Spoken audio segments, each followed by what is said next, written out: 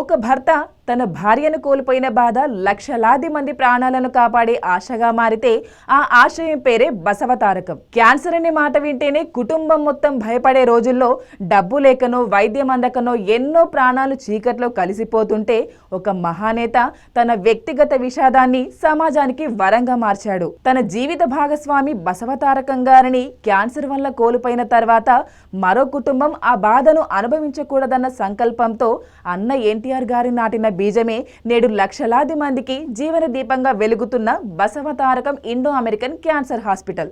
ఇక్కడికి వచ్చే ప్రతి రోగి ఒక కేస్ నెంబర్ కాదు, ఒక తల్లి, ఒక తండ్రి, ఒక బిడ్డ, ఒక కుటుంబం. కన్నీళ్లతో ఆసుపత్రిలో అడుగుపెట్టిన వారు చిరునవ్వుతో ఇంటికి తిరిగి వెళ్లే క్షణాలే బసవతారకం విజయం. ఈ హాస్పిటల్ కేవలం సిమెంట్ ఇటుకలతో కట్టిన భవనం కాదు, ప్రేమతో, సేవతో, మానవత్వంతో నిర్మించిన ఒక అందమైన దేవాలయం. ఇక్కడ వైద్యులు కేవలం చికిత్స చేయరు, ధైర్యాన్ని నింపుతారు, బతుకుపై నమ్మకాన్ని కలిగిస్తారు, కన్నిటిని ఆశగా మార్చే చిరునామా. నిరాశలో ఉన్నవారికి జీవించే ధైర్యం ఇచ్చే పేరు.